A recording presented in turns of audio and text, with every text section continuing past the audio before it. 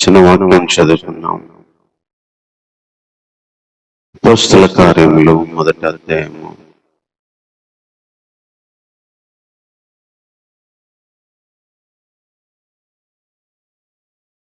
15వ వచనం చదువుకుందాం. ఆ కాలం ముందు ఇంచుమించు 120 మంది సహోదరులు కూడి ఉండగా పేతురు వారి మధ్య నిలిచి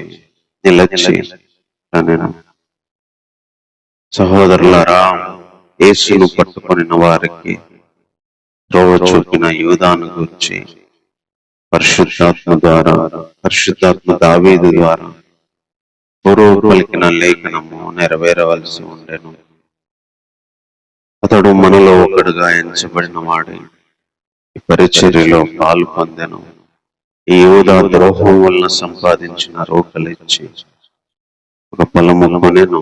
అతడు తలకిందులుగా పడి నడిమికి బద్దలైనందున అతని పేగులను బయటికి వచ్చి నీ సంగతి విషయంలో కాపురం ఉన్న వారందరికీ తెలియవచ్చును కనుక వారి భాషలో ఆ పొలము అగెల్దమా అనబడి ఉన్నది. దానికి రక్త భూమి అని అర్థం.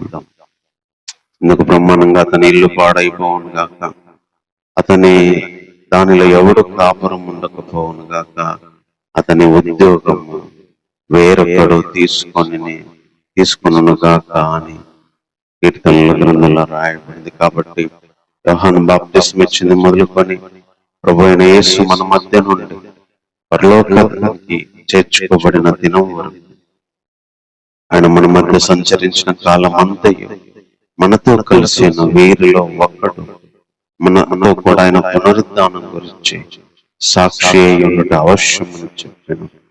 అప్పుడు వారు యూస్తువాను మారు పేరు గల బర్సబా అనబడిన యోసేపు మత్తీయాను ఇతన్ని నిలబెట్టి ప్రార్థన చేశారు. అందరి హృదయాలు ఎరిగి ఉన్న ప్రభువా, తన చోటికి పోటుకు యూదా తప్పిపోయి పోగొట్టుకున్న ఈ పరిచర్యలో, ఈ అపోస్తలత్వంలో పాల్గొనుటకు వీరిద్దరిలోనూ ఏర్పరచుకున్న వారిని కనపరచుకుంటే అంతటా వారు వీరిని గురించి చీట్లు వేయగా మత్తీయ పేరట చీటి వచ్చను కనుక అతడు 11 మంది అపోస్తలులతో కూడా లెక్కించబడి. చిన్న మాట ప్రార్థన చేసుకున్నాం. ప్రేమ కలిగిన దేవా, ఇంతవరకు సహాయం చేసి ఆరాధన కోసమే వీరిచ్చిన వాక్య తలంపులకై, అదేవిధంగా పాటల తలంపుల కొరకై వందనాలు ప్రభా. కొన్ని విషయాలు జీవ గ్రంథంలో ప్రభా రాయబడిన విషయాలు మా ఆత్మకి తృప్తినిచ్చేవి, ఆహారము ప్రభా. అలాంటి మాటలు ధ్యానిస్తుండగా పరిశుద్ధాత్మ వాతావరణం, బలమైన జీవం కలిగిన నీ సన్నిధి ప్రసారణ ప్రభా మా హృదయంలోకి, ఆత్మలోకి నీ మాటల ద్వారా వెళ్ళినట్లు చేయమని ఈ ప్రార్థన మా రక్షకుడైన యేసుక్రీస్తు వారి నామములోనే ప్రార్థించి వేడుకుంటున్నాము తండ్రి. ఆమేన్. యేసు ప్రభువు చనిపోయి తిరిగి లేచిన తర్వాత 40 రోజులు మరి శిష్యులకు కనపరుచుకుంటూ వచ్చాడు. శ్రమపడిన రోజు నుంచి దాంతోపాటు పరిశుద్ధాత్మ బాప్తిసం మీకు ఇవ్వబడుతుందని చెప్తూ వచ్చాడు. తర్వాత కాలంలో సమయాలు దేవుని ఆధీనంలో పెట్టుకొని ఉన్నాడు అని చెప్తూ వచ్చాడు. ఈ విషయాలు చెప్పిన తర్వాత ఆయన వారి మధ్యలోంచి ఆరోహణమయ్యాడు అని చెప్పి మొదటి 2 పారాగ్రాఫుల్లో రాయబడిన విషయాలు వాళ్ళు చూస్తుండగానే యేసు ప్రభు పరలోకానికి ఎత్తబడి ఒక మేఘము ఆయన కనపడకుండా తీసుకెళ్ళింది. అప్పుడు దేవదూతలు ఇద్దరు నిలబడి, గలిలయ మనుషులారా, మరి ఎందుకు ఆకాశం వైపు నిలిచి తేరి చూస్తున్నారు? మీ వద్ద నుండి ఏ రీతిగా తెచ్చుకోబడ్డాడో పరలోకానికి ఈ యేసే అదే రీతిగా మళ్ళీ తిరిగి వచ్చుట చూస్తారని చెప్పి వారిద్దరు చెప్తారు. వాళ్ళందరూ ఒలీవ కొండలో నుంచి యెరూషలేముకి వెళ్ళిపోయి మరి ఒక ఇంట్లో ప్రవేశించి మేడ గదిలో ఉండి మరి ప్రార్థన చేస్తున్నారు.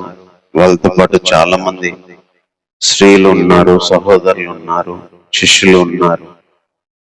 వీళ్ళందరూ దాదాపు 120 మంది ఉన్నారు. ప్రభు లేచిన తర్వాత ఒక 120 మంది మరి ఆ కాలంలో ప్రార్థన చేస్తూ ఒక కుటుంబంలో ఉన్నారు.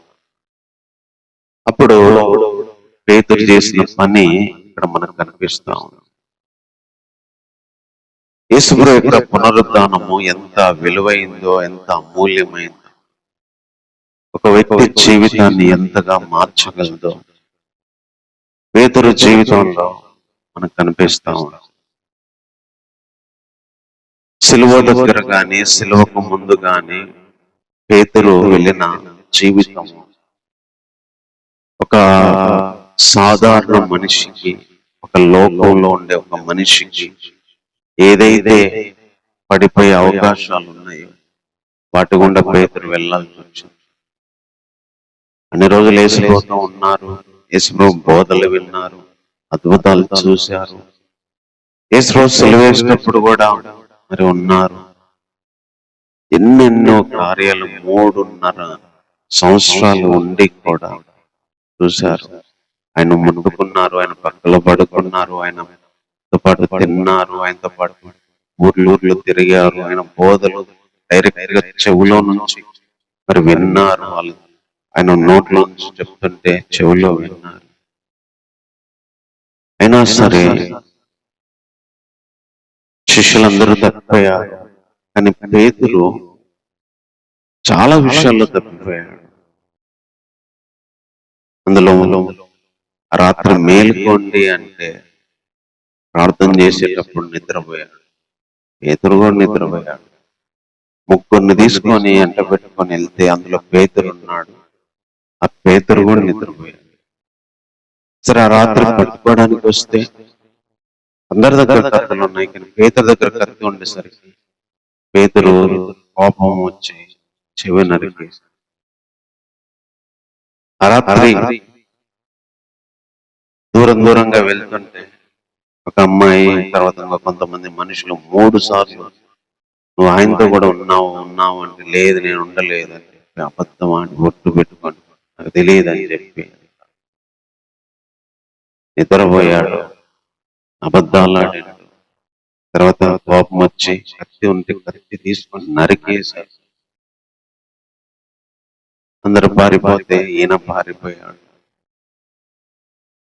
ఈ విధంగా నిద్రపోయాడు పేతురు, పారిపోయాడు పేతురు. వాళ్ళు అడుగుతుంటే అబద్ధాలు ఆడాడు పేతురు. వాళ్ళు వచ్చి పట్టుకుంటానంటే కోపం వచ్చి కత్తి తీసుకొని నరికాడు. చివరికి ఇంకా యేసు చచ్చిపోయాక ఏ పని చేశాడో ఆ పని చేసుకోవడానికి తిరిగి వెళ్ళిపోయాడు చేపలు పట్టుకోవడానికి.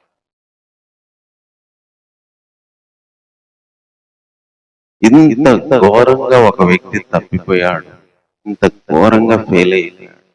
ఒక వ్యక్తి ఇంత ఘోరంగా 3.5 ఏళ్ళ నుండి అద్భుతాలు చూసి, అద్భుతాలు చేసి విని, ఇన్ని చేసినా కూడా ప్రార్థన చేయలేకపోయాడు. అవసరమైన పరిస్థితులు ప్రార్థన చేయలేక నిద్రపోయాడు. అవసరమైన పరిస్థితులు కోపం వచ్చి వాళ్ళు గొడవకు వచ్చారని ఈయన గొడవకు పోయి కత్తి తీసుకున్నారు. తర్వాత భయం, ఏడు నన్ను చంపుతారనుకుంటూ కొడతారని వాళ్ళు అడుగుతుంటే నాకు సంబంధం లేదని చెప్పి అబద్ధాలు ఆడి ఒట్టు పెట్టుకుని నాకు సంబంధం లేదని మనం చెల్లిపోతాం. అందరిని పారిపోయినట్టే పారిపోయింది. సిలువ దగ్గర కనపడ్డాం, పారిపోయింది. తర్వాత పని చేసుకోవడానికి పోయాడు, చేపలు పట్టడానికి పోయాడు. ప్రభు పోయి మళ్ళీ 3వసారి ప్రత్యక్షమై అక్కడ పిలుచుకొని వస్తాడు.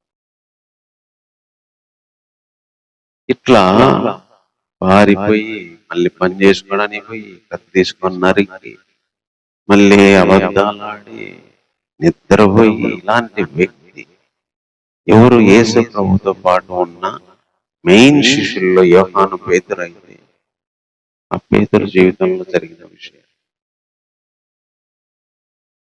కానీ ఎప్పుడైతే ప్రభు లేచాడు, ఎప్పుడైతే ప్రభు వీళ్ళ మధ్య నుంచి ఆరోహణమై వెళ్ళాడు, పేతురు జీవితం అసలు రాడికల్ గా చేంజ్ అయింది. ఇంత చేంజ్ ఎక్స్పెక్ట్ చేయాలి. ఇలాంటి వ్యక్తి, ఇంత పారిపోయిన వ్యక్తి, ఇంత అబద్ధాలు ఆడిన వ్యక్తి, నిద్రపోయిన వ్యక్తి, కోపంతో నరికిన వ్యక్తి, పని చేసుకోవడానికి మళ్ళీపోయిన వ్యక్తి, ఇన్ని లోపాలు, దాదాపు 5 విషయాలు తప్పిపోయిన ఈ వ్యక్తి ఈ అపోస్తల కార్యంలోకి వచ్చేసరికి ఎంత అద్భుతంగా అతని జీవితం మారింది. పునరుద్ధానం తర్వాత ప్రభువు లేచాక ఆ ధైర్యము, ఆ విశ్వాసము, అతనికి వచ్చిన నమ్మకము చూస్తే ఆశ్చర్యం. అతను చేసిన పనులు అంటే ఒక వ్యక్తి జీవితము ఇలా అయిపోయినా కూడా ఎలా మారగలదు. పేతురు జీవితంలో కొన్ని విషయాలు మనకు కనిపిస్తున్నాం. ఎప్పుడైతే ఇవన్నీ జరిగినాయో, ఇన్ని బలహీనతలు కలిగిన మనిషి చేసిన మొదటి పని ఏంటో తెలుసా? తప్పిపోయిన శిష్యుని స్థానాన్ని భర్తీ చేసి ఆ 140 మంది కూర్చుంటే దావీదుతో కీర్తనకారుడు పరిశుద్ధాత్మ రాయించిన మాటలు పేతురు గుర్తు చేసుకొని, అతడు ద్రోహం వల్ల సంపాదించి గురిపెట్టుకొని చచ్చిపోయాడు, భూమి కొన్నారు. కీర్తనలో అతని ఇల్లు పాడైపోద్ది, అతని ఉద్యోగం వేరొకరు తీసుకుంటాడు, ఎవడు ఆ ఇంట్లో కాపురం ఉండడన్న వాక్యం మనం నెరవేర్చాలని చెప్పి మనతో పాటు యోహాను బాప్తిస్మ దగ్గర నుంచి ఎవరైతే ఉన్నారో వాళ్ళల్లో ఒకరిని తీసుకుందాం అనుకున్నప్పుడు 2 కనిపించారు. వాళ్ళిద్దరిలో దేవుణ్ణి అడిగారు, వీళ్ళిద్దరిలో నీ పునరుద్ధానం గురించి ఒకళ్ళు ఉండాలయ్యా సాక్షిగా, దయచేసి కనపచ్చు అని ప్రార్థన చేస్తే మత్తీ అనే వ్యక్తి మీద చీటి వచ్చింది. ఆ వ్యక్తి 11 మంది శిష్యులతో పాటు మరి లెక్కించబడ్డాడు. ప్రభు వెళ్ళిపోయాడు, సంఘ బాధ్యత తీసుకున్నాడు. సంఘ బాధ్యతలో ప్రభు వెళ్ళిన తర్వాత చేసిన పనిలో ఆయన చేసిన మొదటి పని, ముందుగా 12 మందిలో ఒకడు పోయాడు, అతన్ని ముందు జాయిన్ చేయాలి. మనలో ఒకడు తప్పిపోయాడు, మనలో ఒకడు చచ్చిపోయాడు, మనలో ఒకడు పోగొట్టుకున్నాడు, మనలో ఒకడు వెళ్ళిపోయాడు. కానీ యేసుక్రీస్తు గురించి, ఆయన చెప్పిన వాటి గురించి, చేసిన వాటి గురించి, యోహాను దగ్గర నుంచి లేచిన దగ్గర వరకు ఇవన్నీ చూసి విని మనతో పాటు ఉన్న ఒక్కడు మనతో పాటు నోరెత్తి మాట్లాడాలని చెప్పి ఆ భర్తీని పూర్తి చేశాడు. తప్పిపోయిన శిష్యుని స్థానాన్ని కీర్తనకారుడు చెప్పిన మాట ప్రకారం పూర్తి చేశాడు. అంటే ఎంత విశ్వాసం వచ్చిందో, ఎంత భక్తి వచ్చిందో, ఎంతగా సంఘం బాధ్యత తీసుకున్నాడు. ఆ పేతురు నువ్వు పారిపోయినోనివయ్యా, ఆ పేతురు నువ్వు అబద్ధాలాడినోనివయ్యా, ఆ పేతురు నువ్వు నరికినోడివి, నువ్వేమి ఇంత కోపంతో నరికినోడివి, పేతురు నువ్వు నిద్రపోయినోడివి, పేతురు నువ్వు పని చేసుకోవడానికి మళ్ళీ చేపలు పట్టుకోవడానికి పోయినావని ఎగతాళి చేసి ఉండొచ్చు. Doesn't care about that. పేతురు ఆ మాటలన్నీ పట్టించుకోవాలి, తనలో ఎన్ని లోపాలు ఉన్నాయో పట్టించుకోవాలి. నేను సంఘ బాధ్యత చేయాలి, సంఘంలో మెయిన్ గా స్థానమైన వ్యక్తిని పూర్తి చేయాలని ప్రభు ఆరోహణమై వెళ్ళాక మేడగదిలో ప్రార్థన చేశారు. ప్రార్థన చేస్తూ ఆ టైంలోనే మొట్టమొదటిగా చేసిన పని, ముందు 12 మంది శిష్యులను చెయ్యాలి, 12 మందిలో ఒకడు పోయిన స్థానాన్ని కూర్చోాలని చెప్పి అతన్ని స్థానాన్ని భర్తీ చేశారు. ఈరోజు పేతురు జీవితం మనకు నేర్పిస్తుంది. కొన్నిసార్లు సాతాను లోకం ఏలెత్తి చూపి నా బలహీనతలు చూపించచ్చు, నా లోపాలు చూపించచ్చు, ఏ విషయాలు తప్పిపోయామో అని చెప్పి ఎగతాళి చేయవచ్చు. కానీ సంఘంలో మనం చేసే పనిని, దేవుని కొరకు మనకు జీవించే పనిని, ఆ బలహీనతలు, చేయకుండా అడ్డుకోలేవు. ఆ బలహీనతలు, ఆ తప్పిపోయిన స్థితులు, ఆ పోగొట్టుకున్న స్థితులు, అంతగా దిగజారిపోయిన స్థితులు అడ్డుకోలేవు. లేచాక నమ్మకం, విశ్వాసం, శక్తి పేతురుకు వచ్చింది. బలహీనతలు ఉన్నాయి, జీవితాంతం మచ్చలు ఎంటాడుతూ ఉంటాయి. నువ్వు నరికినోడివి పేతురు, నువ్వు అబద్ధాలు పేతురు, నువ్వు కొట్టినోనివి పేతురు, నువ్వు నిద్రపోయినోనివి పేతురు, నువ్వు మళ్ళీ పని చేసుకోవడానికి పోయినోని పేతురు. మాటలనొచ్చు. ఈరోజు అలాంటి మాటలనే మన బలహీనతలను చూపి ఎంతో మంది మాట్లాడవచ్చు. కానీ సంఘంలో, దేవునిలో మనం చేయాల్సిన పనిని దేవుడు చేయడానికి నిలబెట్టేవాడు. పేతురు అన్ని లోపాల్లో ఉన్నా కానీ తన పని, తన బాధ్యత వాక్య ప్రకారం చేయాలన్న తన సంకల్పాన్ని ఎవరు ఆపలేదు, చేశారు. అట్లున్నోళ్ళు కూడా అనొచ్చు, నువ్వు సంఘ బాధ్యత తీసుకొని నువ్వు శిష్యుని పెడతావా అని చెప్పి ఎవరు మాట్లాడారు. ఉన్న వాళ్ళు నమ్మారు పేతురుని. 120 మంది నమ్మారు. బయట వాళ్ళు ఎగతాలు చేస్తే చెయ్యి, వదిలేసిన వాళ్ళు ఎగతాలు చేస్తే చెయ్యి. నువ్వు కాదన్నావు కదా, మళ్ళీ ఏంది యేసు దాంట్లో ఉన్నావని అనేటోళ్ళు అని.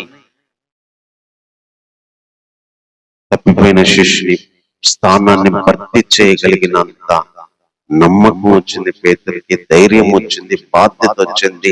సంఘం గురించి తీసుకుని తన లోపాలను చూసుకోలేదు, కానీ ప్రభు వెళ్ళిపోయిన తర్వాత తను చేయాల్సిన పనులు మీద దృష్టి పెట్టాడు.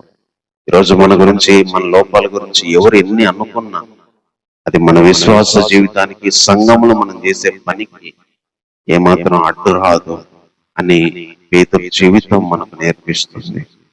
తర్వాత 2వ అధ్యాయం వీళ్ళందరూ కూడుకొని ప్రార్థన చేస్తుంటే పరిశుద్ధాత్మ దేవుడు దిగుతాడు. అందరు భాషలతో మాట్లాడుతుంటే అక్కడ ఉన్నోళ్ళు ఏమంటారంటే, వీళ్ళు మందు తాగారేమో, మద్యంతో నిండారేమో, ఏంది పిచ్చి భాషలు అంటే 14వ వచనంలో మళ్ళీ పేతురే, అయితే పేతురు ఆ 11 కూడా లేచి బిగ్గరగా వారుతుంది. యూదయవారులారా, యెరూషలేములో ఉన్న కాపురమున్న సమస్త జనులారా, ఇది మీకు తెలియను గాక. చెవియొగ్గి నా మాటలు వినండి. మీరు ఊహించినట్టు వీళ్ళు మత్తులు కారు, పొద్దుపొడిచి జామైనా కాలేదు. ఏవేలో ప్రవక్త ద్వారా చెప్పబడిన సంగతి ఇదే. అంత దినంలో నేను మనుషుల మీద నా ఆత్మను కుమ్మరించెదను. మీ కుమారులు కుమార్తెలు ప్రవచిస్తారు, మీ యవనస్తులకు దర్శనాలు కలుగుతాయి, వృద్ధులు కలగకందరు. అంత దినంలో నా దాసుల మీద, దాసరాల మీద ఆత్మను కుమ్మరించెదను. కనుక వారు ప్రవచిస్తారు. పైన ఆకాశం ముందు మాత్కార్యాలు, భూమి కింద చుచక్రియలు, రక్తం, అగ్ని, పొగ, ఆవిరి కలుగజేసేదను. ప్రభువు ప్రత్యక్షముగా మహా దినము రాకమునుపు సూర్యుడు చీకటిగాను, చంద్రుడు రక్తముగాను మారుదురు. అప్పుడు ప్రభువు నామాన్ని బట్టి ప్రార్థన చేయుదురు, వారందరూ రక్షణ పొందురని దేవుడు చెప్పుచున్నాడు. తర్వాత పరిశుద్ధాత్మ దేవుడు దిగొచ్చిన తర్వాత గలిబిలి రేగింది. అందరు కొత్త భాషలతో మాట్లాడుతుంటే అందరు ఎగతాళి చేశారు. వీళ్ళు కొత్త మందితో నిండారని అపహాస్యం చేస్తున్నారు, ఎగతాళి చేస్తున్నారు. అప్పుడు పేతురే లేచాడు. ఏ బలహీనతల్లో కలిగిన వాడని చెప్పాడో, ఏ బలహీనతలు కలిగిన వ్యక్తి అని మాట్లాడుకున్నారో, పారిపోయిన వ్యక్తి, అబద్ధాలు ఆడిన వ్యక్తి, నిద్రపోయిన వ్యక్తి, కత్తి తీసుకొని నరికిన వ్యక్తి, పని చేసుకోవడానికి వెళ్ళిన వ్యక్తి, ఆ వ్యక్తి పరిశుద్ధాత్మ యొక్క వివరణను ఆ రోజు సంఘానికి ఇచ్చిన వ్యక్తి, పరిశుద్ధాత్మ యొక్క భావాన్ని తెలిపిన వ్యక్తి. పేతురుకి ఎంత పట్టుందంటే వచనాల మీద, కీర్తనకారుడు చెప్పిన ప్రకారము శిష్యుని బాధ్యత చేయడమే కాదు, యోవేలు చెప్పిన ప్రకారము పరిశుద్ధాత్మ యొక్క వివరణ కూడా తెలియజేశాడంటే, అప్పుడు మనలాగా బైబిల్ ఇలా లేవు, గ్రంథాలు చుట్టేవాళ్ళు. ఎంత కంఠస్థం ఉండాలి, ఎంత గుర్తు పెట్టుకోవాలి. పేతురుకి వచనాల మీద ఎంత పట్టుందనో మనకి ఇక్కడ అర్థమవుతుంది. మీరు చెప్పినట్టు వీళ్ళు తాగలేదు, పొద్దుపొచ్చి జామైనా కాలేదు, ఇది దేవుడు చెప్పిన ఆత్మ యోవేలు ద్వారా ప్రవచించింది. అందరు ప్రవచించుతారు, అందరూ మాట్లాడతారు, దర్శనాలు వస్తాయి, మీ మీద అంతర్జనంలో కుమ్మరిస్తాను. పైన ఆకాశమందు మరి సూచక్రియలు, భూమి మీద సూచక్రియలు, అగ్ని, పొగ, ఆవిరి ఎన్ని కలుగుతాయి. ఆయన నామాన్ని బట్టి ప్రార్థన చేస్తే వాళ్ళు రక్షించబడతారని యోవేలు ద్వారా దేవుడు చెప్పిన మాట ఈరోజు నెరవేర్చాడు అని చెప్పి పరిశుద్ధాత్మ యొక్క వివరణను ఆ రోజు గలిబిలితో ఆభాసం చేస్తున్న సంఘానికి పేతురు లేచి మరి మాట్లాడినాడు. 12 మంది ఉన్నారు, 11 మంది వాళ్ళు మాట్లాడలేదు. బలహీనతలు లేని వాళ్ళు ఉన్నారు, తప్పిపోయిన వాళ్ళు లేని వాళ్ళు ఉండొచ్చు. పరిశుద్ధాత్మ వివరణను, పరిశుద్ధాత్మ యొక్క ప్రవచనాన్ని, పరిశుద్ధాత్మ యొక్క భావాన్ని యోవేలు యొక్క గ్రంథములో పలికిన దేవుని మాటలు తెలిపి ఆ రోజు వాళ్ళ నోళ్ళు మోయించిన వాడు, సత్యాన్ని తెలియజేయించిన వాడు. మనం ఎగతాళి చేసే నిద్రపోయిన పేతురు, మనం ఎగతాళి చేసే పారిపోయిన పేతురు, మనం ఎగతాళి చేసి కోపంతో కత్తి తీసి నరికిన పేతురు, పని చేసుకోవడానికి వెళ్ళిన ఆ పేతురే.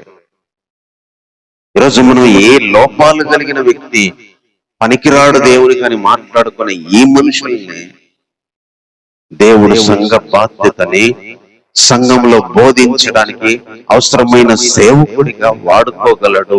అందుకు పేతురు జీవితమే ఇక్కడ మనకు కనిపిస్తుంది. అక్కడ అంత మందిలో కూడా పేతురే లేచాడు. పేతురే పరిశుద్ధాత్మ భావాన్ని, పరిశుద్ధాత్మ యొక్క ప్రవచనాన్ని సంఘానికి తెలిపినాడు. ఈరోజు కొన్ని బలహీనతలు ఉన్నంత మాత్రాన, కొన్ని విషయాల్లో తప్పిపోయినంత మాత్రాన వాక్యాన్ని తెలియజేయకూడదు, వాక్యాన్ని చెప్పకూడదు, వాక్యంలో ఉన్న మర్మాలు ప్రకటించకూడదు అని మాట్లాడుకునే మనుషులు ఎంతో మంది ఉన్నారు. బలహీనతలకి పరిశుద్ధాత్మ యొక్క భావాన్ని తెలియగలిగే దానికి సంబంధం లేదు. దేవుడు అలాంటి వారిని తెలుపగలిగే విధంగా వాడుకోగలడు. ఎందుకు పరిశుద్ధాత్మ విషయాల్ని పేతురుకు తెలియజేసినాడు. పేతురు అంతమంది ఆడ ఉంటే పేతురు లేచి మాట్లాడినాడు.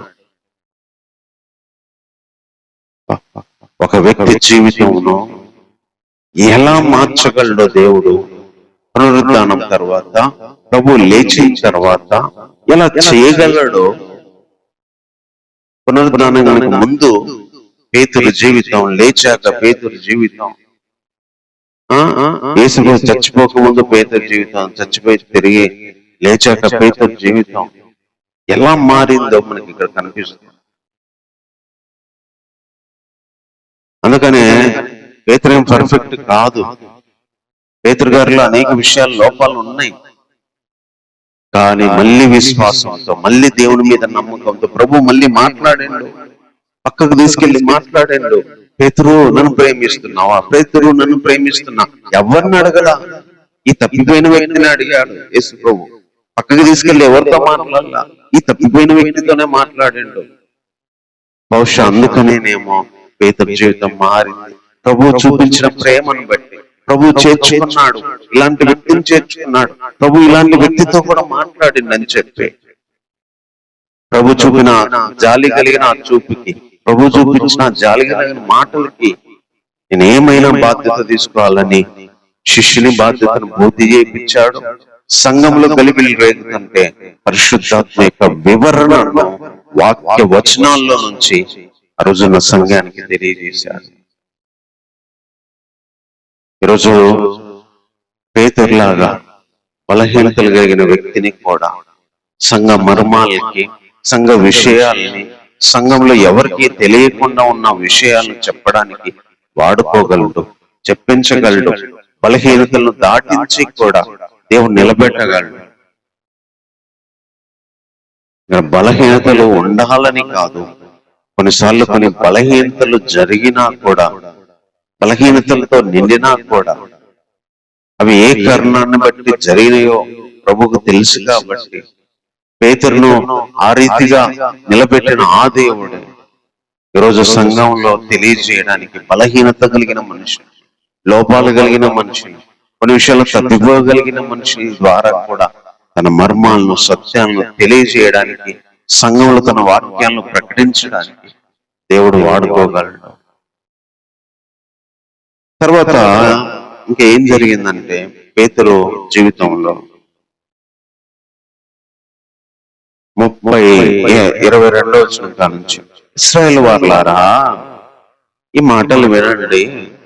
దేవుడు నజరేయుడగు యేసు చేత అద్భుతాలు సూచక్రియలు మాత్కార్యాలు మీ మధ్య చేయించి ఆయన తన వల్ల మెప్పు పొందినవానికి మీకు కనపరిచాడు. ఇది మీరెరుగుదురు. దేవుడు నిశ్చయించిన సంకల్పాన్ని, భవిష్యత్ జ్ఞానాన్ని అనుసరించి అప్పగించబడిన ఈయనను మీరు దుష్టుల చేత సిలువేయించి చంపారు. కానీ మరణమైన బంధించి ఉంచుట అసాధ్యం కనుక దేవుడు మరణ వేదన తొలగించి లేపాడు. దీనికి కూడా కీర్తన గ్రంథం మాట దావీదు చెప్పాడు, నేను ఎల్లప్పుడూ ప్రభువుని చూస్తున్నా, నా కనుపరుషును ఉన్నాడు కదలను, నా హృదయం ఉల్లసించింది, నా ఆమెకు ఆనందించింది, నా శరీరం కూడా నిరీక్షణ కలిగింది. నువ్వు ఆత్మ పాతాళంలో ఇచ్చిపెట్టవు, పరిశుద్ధిని కుళ్ళుపట్టు, నీవు జీవ మార్గాలు తెలిపావని కీర్తనకారుడు చెప్పిన చెప్తూ దావీదు చచ్చిపోయాడు. దావీదు సమాధి మన దగ్గర ఉంది. కానీ దావీదు క్రీస్తు పాతాళంలో విడవబడలేదు, ఆయన శరీరం కుళ్ళిపోలేదని ముందే తెలుసుకొని పునరుద్ధరణ గురించి దావీదు చెప్పాడు. కాబట్టి 32వ వచనం చెప్తున్నాడు, ఈ యేసును దేవుడు లేపాడు, దీనికి మేమందరం సాక్షులము. ఆయన హెచ్చించబడి దేవుని కొట్టుపరుషను కూర్చొని మీరు చూస్తున్న పరిశుద్ధాత్మను కుమ్మరించాడు. ఆయన నీ శత్రువుల్ని పాదపీఠంగా చేసే వరకు నాకు కొట్టుపరుషను కూర్చోమన్నాడు. కాబట్టి 36లో మీరు సిలువ వేసిన ఈ యేసునే దేవుడు ప్రభువుగా క్రీస్తుగా నియమించెను. ఇది ఇశ్రాయేలు వంశమంతా రూఢిగా తెలుసుకోవాలని చెప్పాడు. పేతురు జీవితము, బలహీనతలు కలిగిన పేతురు జీవితము తర్వాత మీరే చంపారు కానీ దేవుడు లేపాడు, దీనికి మేము సాక్షులమని చెప్పి ధైర్యంగా చెప్పాడు. మీరే చంపారు రా నాయన, మీరే చంపారు.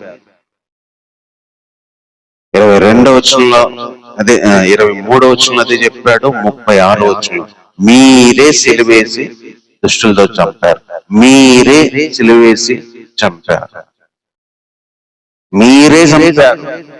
ఒకప్పుడు వాళ్ళ ముందు మాట్లాడడానికే ధైర్యం సరిపోలేదు. చంపినోళ్ళు పడతారు, చంపుతారని మీరే చంపారు అని చెప్తున్నాడు ఇశ్రాయేలు వర్షం. మీరే చంపేశారు కానీ దేవుడు లేపాడు.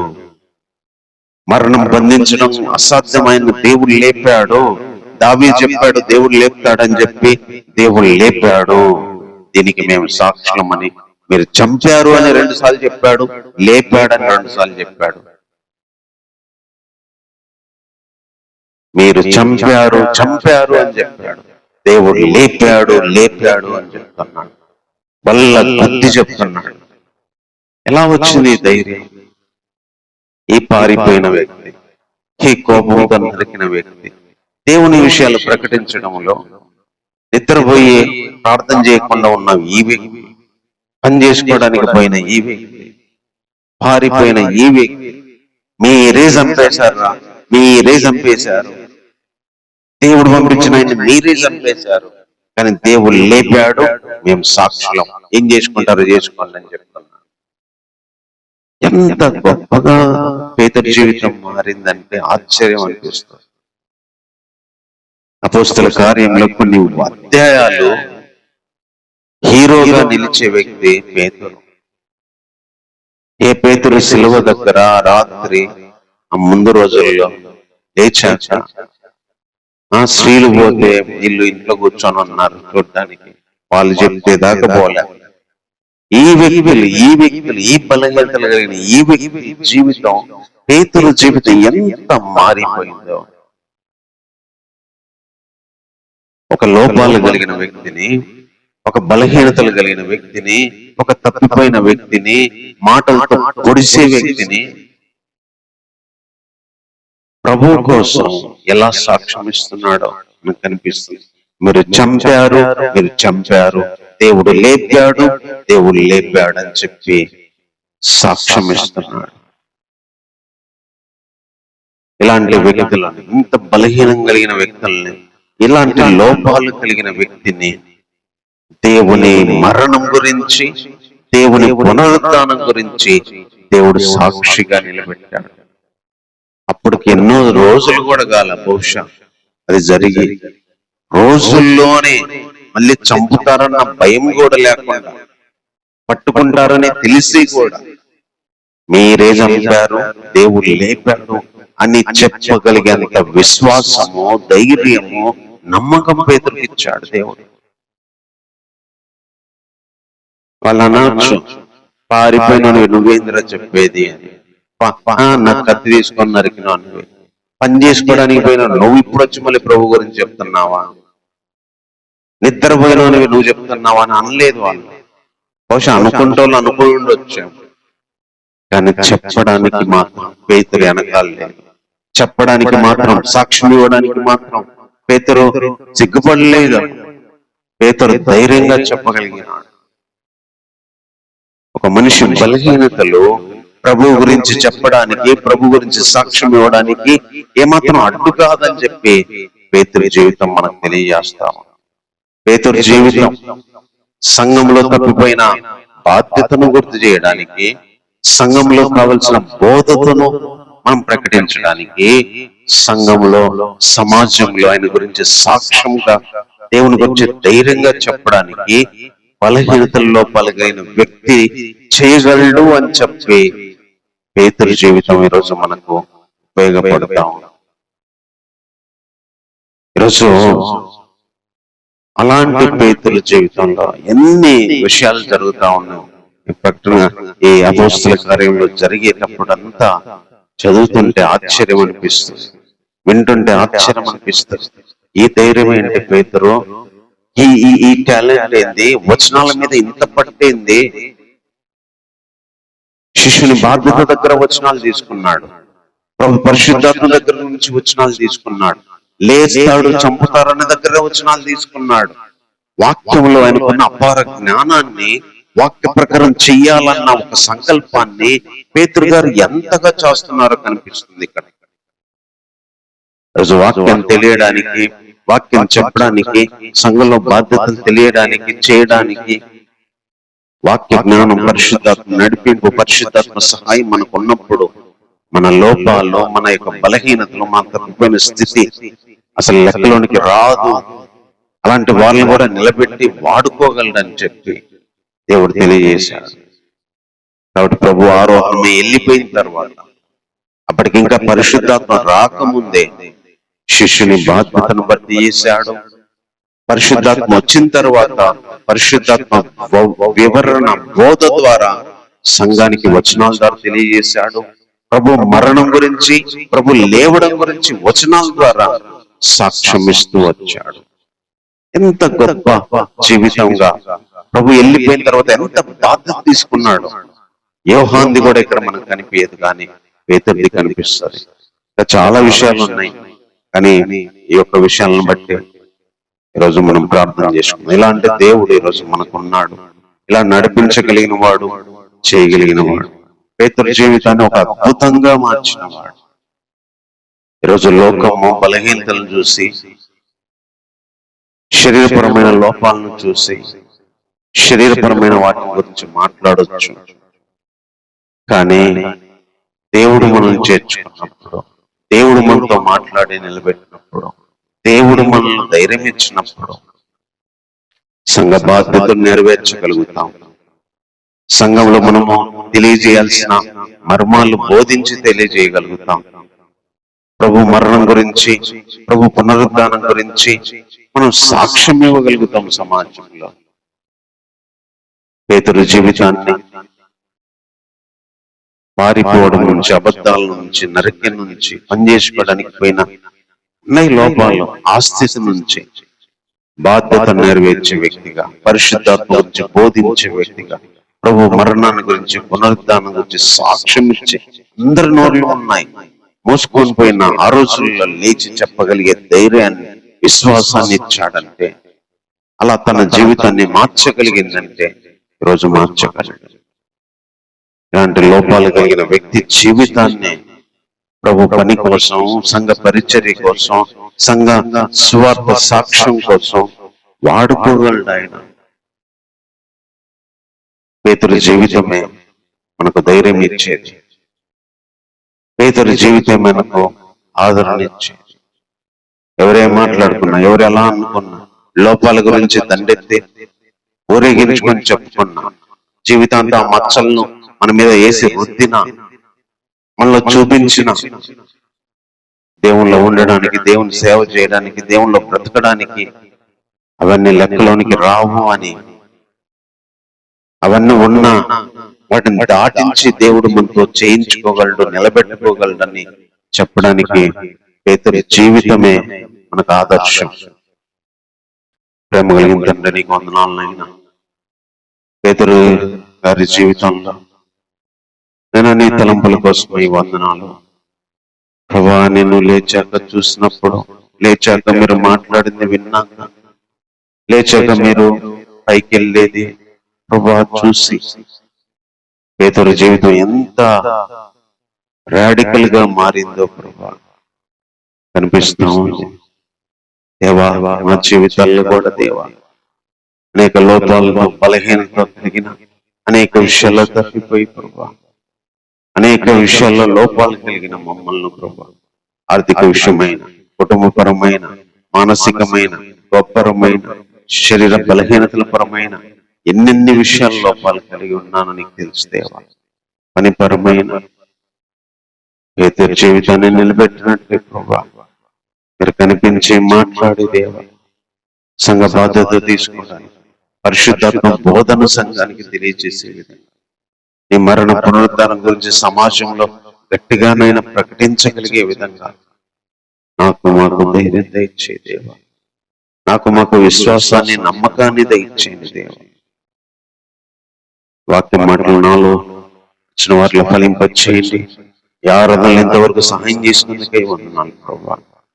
ఆరాధన కోసం ఇచ్చిన మాటల కొరకే వందనాలు, అదేవిధంగా వాక్యం కోసం ఇచ్చిన తలంపుల కోసమై వందనాలు, పాటల కోసమై కూడా వందనాలు.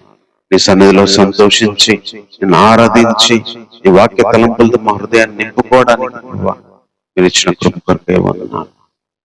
ఈ వారం అంతా సాయం చేస్తూ వచ్చావు ప్రభా. ఏ విధంగా నీ కృతజ్ఞత రుణాన్ని తీర్చుకోగలను. ఈ వారం అంతా కూడా నాకు వచ్చిన వారికి సహాయపడండి.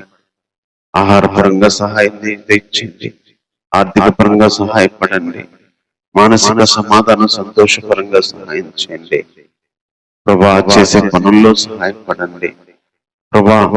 ఆరోగ్య విషయాల్లో సహాయపడండి, శోధనలో, శ్రమల్లో సహాయపడండి, అన్నిళ్లలో సహాయపడండి ప్రభా. నీ తోడు, నీ మాట నేను మాతో ఉంచమని కోరుతున్నాను ప్రభా. వాతావరణ విషయంలో మీరు సహాయపడండి. నేను అన్ని విషయాల్లో మీరు ఎక్కువ చూపిస్తున్నామండి. ఆత్మీయ జీవితానికి కావాల్సిన సమృద్ధి అయిన ఆహారం, ఆత్మలకు తృప్తినిచ్చే ఆహారం ప్రతిరోజు, ప్రతి క్షణం దయచేయి ప్రభా. అంతేగాక సార్వత్రిక విశ్వాసులు, సంఘస్థులతో పాటు మేము చిన్న మందగా కూడుకున్నాం. వారిని, వారి సంఘాలను, విశ్వాసులను, కుటుంబాలను జ్ఞాపకం చేసుకోలేదు. ఈ మాటలందరినీ ఫలింపచేయండి. ఇంకా ఈ మాటలు ఎంతమందికి అవసరమో అది ఏ రూపంలో వాళ్ళకి వెళ్ళాలో ఆ రూపంలో మీరు తీసుకెళ్ళండి. ఆటగాడుగా ఉన్న ప్రతి సాతాను శక్తులను, లోపాలను, బలహీనతలను క్రీస్తు నామంలో తీసివేయమని కోరుకున్నాను. ఎంతో మంది ఇంకా సువార్తకు దూరంగా, నీకు దూరంగా లోకంలో బ్రతుకుతున్నారు ప్రభా. సహాయం చేయండి.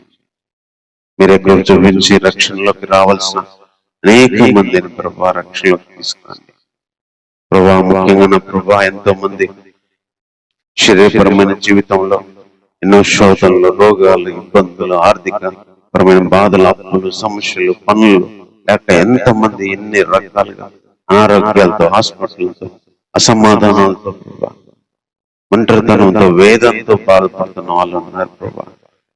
చదువు పరంగా, వివాహాల పరంగా, ఉద్యోగాల పరంగా నేను ఒక మనిషి ఎన్ని విధాలుగా బాధపడుతున్నాడో, ఒక్కొక్క కుటుంబంలో ఏ బాధలు ఉన్నాయో నీకు తెలుసయ్యా. సహాయం చేయ ఆ కుటుంబాలను మీరు జ్ఞాపకం చేసుకోమని కోరుతున్నాను. అధికారులు, నాయకులు, పాలకులు దేశ క్షేమమై ఒకరి పట్ల ఒకరు మంచి నిర్ణయాలు తీసుకునేట్టు అధికారుల మనసులు, నాయకుల మనసులు ప్రభావ మీరు నీ ఆదాయంలో ఉంచుకోండి. పంటలు చేసేవారు ప్రభా, ఆయా పనులు చేసేవారు, దేశాన్ని కాపాడేవారు, సైనికులు, ఇంకా ఎంతో మంది ఎన్నో విధాలుగా ప్రభా ప్రజల కోసం పనిచేసే అధికారుల నాయకులు జ్ఞాపకం చేసుకోండి. మరి ఎక్కడ చూపిస్తున్నాము పాపము, అవినీతి, అక్రమం, అన్యాయం పెరిగిపోయింది ప్రభా. ప్రేమ చెల్లారిపోతున్న రోజుల్లో ఉంటున్నాం ప్రభా. కోల్పోకుండా నీ వైపు, వాక్యం వైపు మేము చూస్తూ సాగడానికి సహాయం చేయదే. ఈ ఆరాధనలు ఇంతవరకు మాతో ఉండి నడిపించినారు. ఆరాధన కోసమే యాకోబు దేవుడు ఎలాంటి వాడు మాకు గుర్తు చేస్తూ వచ్చారు. పేతురు దేవుడు ఎలాంటి వాడు, పేతురు జీవితంలాగా మా జీవితాలను ఎలా చేయగలరో మాట్లాడుతూ వచ్చినారు. వాక్య తలంపుల కోసమై, పాటల యొక్క తలంపుల కోసమై హృదయపూర్వకంగా వందనాలు చెల్లిస్తాం. అయ్యా, మేము నేను సంతోషపరిచామని, మీరు మమ్మల్ని సంతోషపరిచారని నమ్ముతూ ప్రభా ఇక్కడ నుంచి మేము సెలవు తీసుకుంటున్నాం తండ్రి. వెళ్తుండగా మీకు మీ సన్నిధి సమృద్ధిగా నాతో మాతో ఉంచమని కోరుతూ మరోసారి నీ సన్నిధిలో కలుసుకునేంత వరకు అన్ని విషయాల్లో నీ కాపుదల, భద్రత, ఆలోచన, సహాయం, జ్ఞానము ప్రతిదీ మాకు దయచేయమని ఈ ప్రార్థన మా రక్షకుడైన యేసుక్రీస్తు వారి నామంలోనే ప్రార్థించి వేడుకుంటున్నాము తండ్రి. ఆమేన్. మన తండ్రి అయిన దేవుని ప్రేమ, ఆయన కుమారుడు మన రక్షకుడైన యేసుక్రీస్తు వారి కృప, పరిశుద్ధాత్మిక సహాయము, సన్నిధి వాక్యమున్న మనకును వినబోయే వారికి, ఈ భూమి మీద ఉన్న ప్రతి ఒక్కరికి తోడైండి నడిపించును గాక. ఆమేన్. అందరికీ వందనాలు.